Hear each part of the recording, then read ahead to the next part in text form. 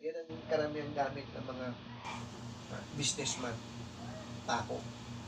Pag may nakaaway ka, yung pako na igaganon mo dun sa lupa, susulat mo yung pangalan ng tao, sabay igaganon mo. Yung katabi mong grocery, lubog yun. Yun ang mga gamit niyan. Ibig sabihin, may kaliwat ka, hindi siyang gamit. Naintindihan mo na. Ngayon, bakit yung ibang santo sa simbahan ay minsan putulang daliri? Oo po. Diba? Kinukuha kasi yan. Sa balayan. Dinadasalan na sumasampalatay na tagpipito. 7 ama namin, 7 luwalhati, 7 sumasampalataya. Yung haba doon tayo. Mahaba po noon po. Sa sumasampalataya, napakahaba na yun. Ayun ang bisa, ayun ang pagkain niya. Ng mga daliri, lalo na kung Kristo, biyari na pinuputol, Santo Niño, pinutol mo yung daliri, yung tuturo, anting-anting yan. Kaysa naman, kaya pamiliin kita. Mas maganda na nga yung mga santo na yun, puputulin mo mga daliri nila kaysa yung sanggol. Tuloy po po yan. Yung sa bingis sa... Oo, yan ang anting-anting ni Rosalia. Yung daliri ng bata, na kinagat, Minarin po kailangan yung buo ipin mo ron. Minarin po yung tayo, kikilitin daw yung bata. Tama po yan, kikilitin yung patay ng bata. Kailangan ilawit daw ng bata. Ano ba ilawit daw ng bata? Halimbawa, yung bata, sanggol yun ha, sanggol. Ipasok na sa kabaong. Pagdating ng gabi, babalikan mo yun. Kukunin mo muna yung pangalan ng bata kung anong pangalan na susulat mo. Tsaka yung birthday niya, tsaka yung kamatayan niya, susulat mo yun. Pag nasulat mo na yun, tatago mo na sa wallet mo, di ba?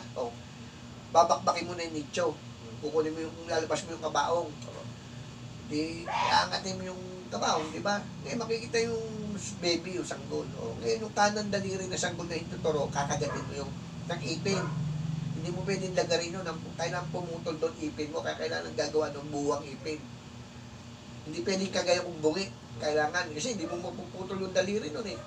Saka malambot lang yun, ang daliri ng bata. Kakagatin mo yun. Pag kinagat mo yun, di putol na siya, di ba? Ilalagay mo muna siya ng ilang linggo sa alcohol para hindi mapulok yung daliri. 1 taon siya nakababad sa alcohol. Ngayon, pagdating ng Biyernes Santo, dadasalan mo na siya. Alam mo kung ano dadasal, parang medalya rin. Hindi mo na nga siya gagamitan yan. Yung mga pambuhay, hindi na kasi, buhay yun eh. Ang gagamitin mo na sa kanya, yung debosyon. Yung sumasampalataya, ama namin, luwalhati sa ama. Yun ang idadasal ko. Kaya lang, tagpipito, hindi tagtatatlo. Yun ang pagkain ng gamit na yun. Ngayon, pag yun ang ginamit mo ng ginamit, papatungkulan mo. Mula ngayon, ako nakikilalaning Panginoon mo. Ano man ay pag-uutos ko sa iyo, ay susundin mo ng walang pag-aalinlangan. At ano man ang yung utos ko sa iyo, ay gagawin mo. Di para din po para sa bayugo po yung mga tugod. Mga tugay. Parang ganyan. Uy, tao yun ha. Ay, di ganun din. Di ba? Ngayon, ganito yun. Mahawak ba nun yung mga bayugo? Dati po, meron po kami noon. Kasi gusto po yung sa limbakan din. Darating tayo dyan. Papaliwanag ko pa rin siya yan. Di ganito yun. Ang pinakamabisa nun sa bala. Yung daliri ko meron. Oo, sa bala yan. Yan ang, ano yung puti mo kung may tao pa yata darating. Number 1 sa bala yan. Tsaka, hindi ka kayang huli dyan. Alam ba, nasa loob ka ng bahay mo, may mga pulis na dyan. Makakalis ka. Lalo kung yung daliri, isusubo mo. Hindi ka makikita. May taga-bulag din po yan. May taga-bulag yan. Basta alaga mo siya sa dasal. Pero pag hindi mo yan dinasalaan, ano po yung type pa? Araw-araw pa pakainin po? Oo. Araw-araw din po? Araw-araw yan, tuwing alas 8 ng gabi. Ang dasal, ang pakain mo na sa kanya tuwing alas 8 lang ng gabi, huwag alas 8 ng umaga. Tuwing alas 8 ng gabi. Kasi ang alas 8 ng gabi, yan nalabasan ng mga patay. Alas 6, labasan ng mga engkanto, di ba? Alas 8, labasan ng mga patayon. Alas 12 ng gabi, labasan ng mga magnanakaw. Alauna, labasan ng mga aswang, nangaaswang ng asawa. Oh. Tatay, alam lahat ha. Oh, di ba? Kaya kailangan kompleto para marami kang malaman. Kasi yung mga kinukwento ko siya, pwede mo rin ikwento yan sa susunod na henerasyon mo. Kasi malay mo, baka dumating ang panahon, maging maestro ka rin. Di ba? At least yung mga ikukwento mo, si Tatay Cardong, maalala mo ko lagi sa party na yun. Ngayon, ganito yun. Kaya di pa naman hindi ako mamatay. Wala akong sinabing ganun. Siyempre, meron ganun di ba? Kailangan paano mo, susuplahin mo. Ngayon, ganito yun. Sa parte naman ng mga bayugo, kasi harimbakan nga pala kayo, no? Kasi yung ibang ginagawa, pero sa totoo lang, no? Ganito yan. Sabi nga nila, pag hinukay mo daw yung kabaong, merong dong gagalaw-galaw na tuway-tuway. Parang yung parte na yon may katotohanan, meron din kasinungalingan. Alam mo kung bakit? Kasi ang tao pag namatay, wala na yan. Wala na yan Maalis ang kaluluwa. Hindi, yung tuway-tuway, yung nasa tuhod mo, wala na yan Paano mo makukuha yan? Kaya paano kung nakasabing nagalaw yun? Ang taong naiwan ng tuway-tuway na kinukuha ng tao, walang bisa yan. Maganda malaman mo totoo. Pag ang isang tao, hinukay mo yung kabaong niya at nakita mo yung tuway-tuway nakadikit, walang bisa yan. Hindi yan mutya. Kapag nakita mo wala na yung tuway-tuway, hahanapin mo yun kung nasaan. Kasi umaalis yan parang palaka yan. Pero ang mabisang pagkuha niyan, ganito. May mabalita kasi isang sementeryo yung i-develop, yung bubuldeserin yung mga nicho, madidemolish yung mga nicho na yan, doon ka pumunta. Kailangan may panyo kang puti. Magkaabang ka doon, makita mo, babang binubuldoser yung may makita kang puti. Tumatalo-talo, habulin mo yun. Yan ang legit na pagkuha ng mga tuway-tuway. Hindi mo na dadasalan. Kasi mga mutya talaga ng tao yan. So, ngayon, kaya mo yung dadamputin, kung hulihin siya, kukunin mo. Pagdampot mo mula ngayon, ako na ang kikilalanin mong Panginoon mo. Kung ano yung sinabi ko sa daliri, ganun din. At ano man ay pag-uutos ko sa iyo, susundin mo nang walang pagkalinlangan. Nabanggit mo na yan, di ba? At magiging magaling ka sa bala, sa patalim, sa tagabulag, sa laso, sa lahat-lahat ng bagay. At magiging maamong mga mo sa akin ng lahat ng pababaiya sa mundong ito. At lahat ng kabuhayan ay maging maswerte ka sa kabuhayan. Kailangan ganun ang bibigkasin mo. Hindi yung mula ngayon magiging mabisa ka na sa bala, sa patalim, o sa tagabulag. Wala na, ganun lang. Lalahatin mo, bigkas. Kasi yun ang magiging niya sa'yo yung tungkulin niya sa'yo. Diba? Yung kailangan pag dinampot mo siya, o ikaw, Pedro, ito trabaho mo. Diba? O alas 6 ng umaga, magwawalis ka, maglilinis ka nito, maghugas ka ng gano'n, binibigyan mo siya ng trabaho. Kasi dadasalan mo siya ng yung tinatawag na patungkol. May patungkol kasi yan Pag hindi mo siya dinasalan ng patungkol, lalabas doon, merong espiritong nagwawala. Nagpapasag ng pinggan, di ba, naglalagabog ng mga gamit, di ba, merong gano'n. Lalo na yung mga bungo. O, ang pagkuha ng mga anting-anting sa katawan ng tao, unang-unang bungo.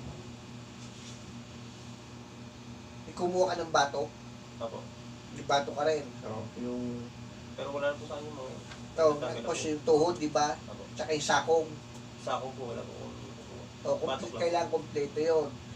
Bungo, bato, tuway-tuway, tsaka yung sakong. Gali 4. 4 dyan. Ano yung panglima?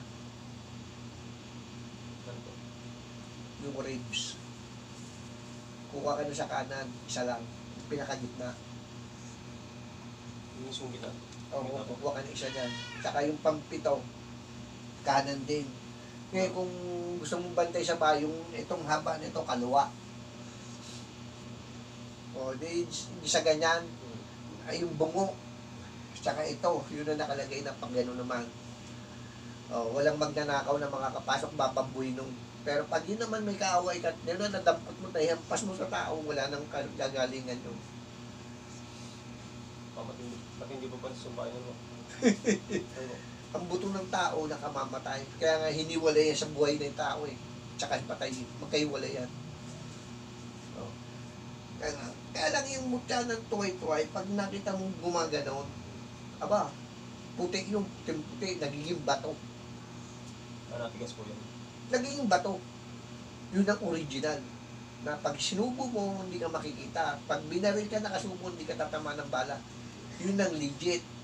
Pero kung nakukuhan mo lang, binakbak mo sa nicho, at nakuha mo mga, andun hindi umalis yung pinagkukuha mo kasi wala pa kayong alam sa parte na yun. Eh. Ngayon, ganito yun, kailangan obligado mong dibusunan mo para mabuhay. Para yung medyo sa ko. O kasi pag hindi mo dinibusunan yun, papatayin ka ng mga ano nun, may-ari nun, sasakalin ka. Yung mga mo nagwawala nga po. O, kita mo ha, matatalino yung mga kumukuha niyan. Kailangan na makuha natin tuway-tuway, yung abogado. Partisipasyon yun, di ba? Iba-ibang may-ari. O kailangan barako. Meron ka ng abogado, meron ka pang barako.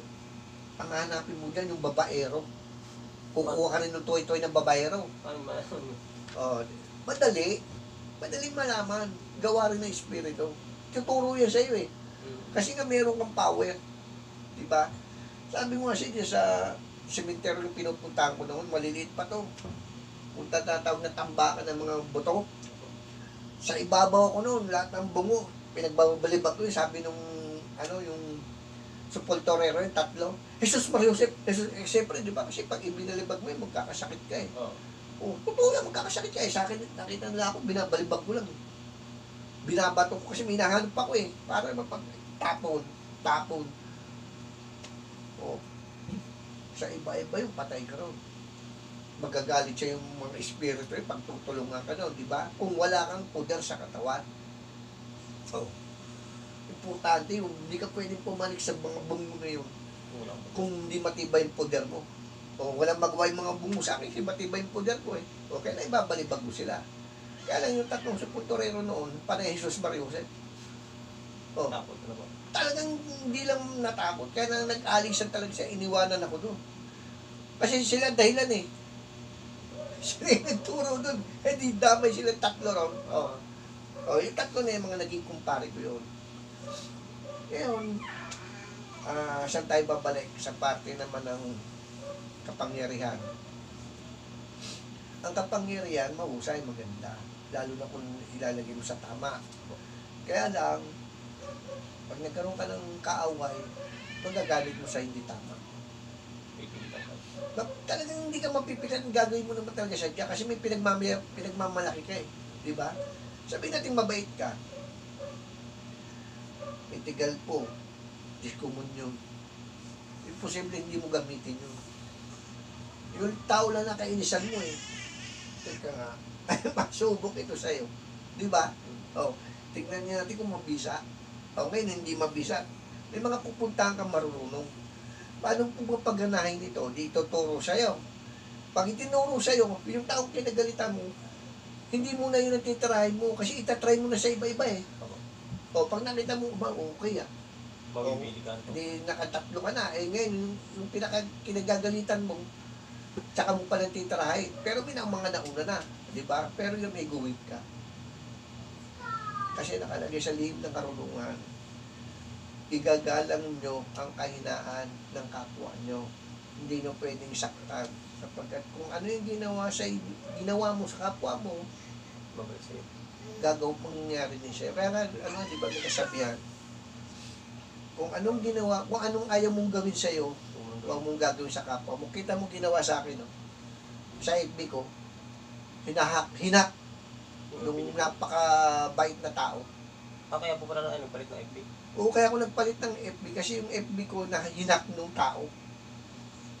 Na hindi ko alam kung ano ba intentional niya, kung bakit niya hinak yung yung FB. Kaya po parang nag-chat sa akin na na papalitan ka ng FB niyo. Oo, kasi na-hack yun. Oo, na-hack yung FB ko eh. At least na alam na rin, na, ano nila, na ang FB ko na Cardo Banal, hinak ng isang taong napakabait. Hindi natin alam kung inggit ba yun o matindi rin ng galit sa akin kasi naghahayag ako ng mga sikretong pangalan ng Diyos. Nagagalit sila. Baka isa siguro siya sa nagagalit sa akin kasi hinahayag ko yung pangalan ng Diyos.